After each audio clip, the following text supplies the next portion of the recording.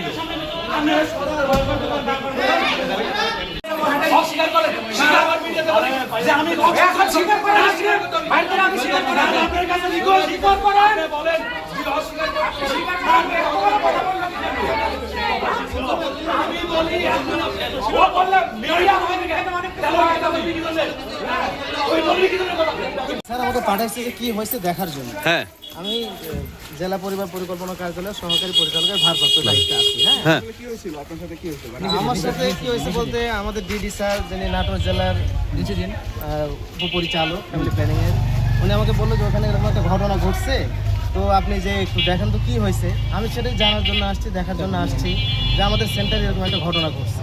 হ্যাঁ, কিন্তু আমি তো এখানকার মানে ডিটেলস ইনফরমেশন কিছুই জানি না, আমি জাস্ট শোনার জন্য আসছি। আপনার পরিচয়টা একটু দিয়ে বলেন। যে আমি ডাক্তার মোহাম্মদ শাহাবুজ্জামান, নাটোর জেলা পরিবার পরিকল্পনা কার্যালয়ের সহকারী পরিচালক ভারপ্রাপ্ত দায়িত্বে আছি, ক্লিনিক্যাল কন্ট্রাসেপশন।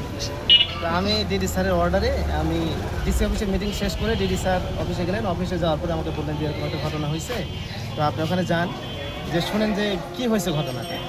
আপনি কি শুনলেন এখানে আপনার? আমি এখানে আসলাম, এসে তো আমি ঘটনাগুলো ওনাদের কাছ থেকে শুনতেছি। এর ভিতরে দেখলাম যে লোকজন খুব উত্তেজিত হয়ে আছে।